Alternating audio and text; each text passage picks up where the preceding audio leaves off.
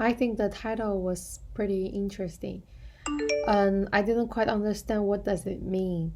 And when I translated into Chinese, I found it was a little bit weird. But after reading the play, I found out that it was actually the main idea and the clue of the whole passage, an intimate apparel.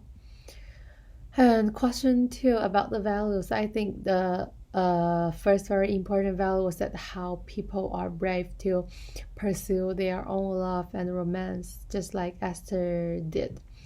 And second value represented in the play is that how race affects people's relationship is specifically love relationships shown in the play. And question three, I didn't quite understand the background of when the story was written. It was around 1905, like why it was written and why it was so popular, and why specifically why Esther was so hardworking in order to find her own true love, and what spirits that she represent. After Googling, I found out that American Dream is very popular, and people fight for their own dreams through hard working, especially people with colors, hoping that their lives could be changed in the United States. Question four, I think it was not popular that African Americans marry other races, which reinforces my understanding. And they are also very hardworking, like Esther is in the play, which resists my understanding.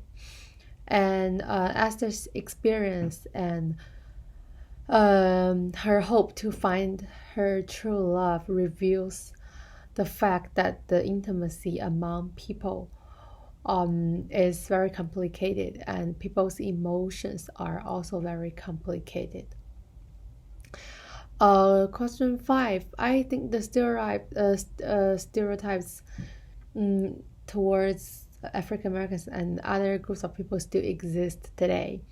For example, George Floyd was killed by several white police, I think, back to a few months ago. And I think it was due to a lack of education and own experience having relationships out of own race, which perpetuates the stereotypes. I think a good way to overcome the stereotype was through education. Question six. Two questions.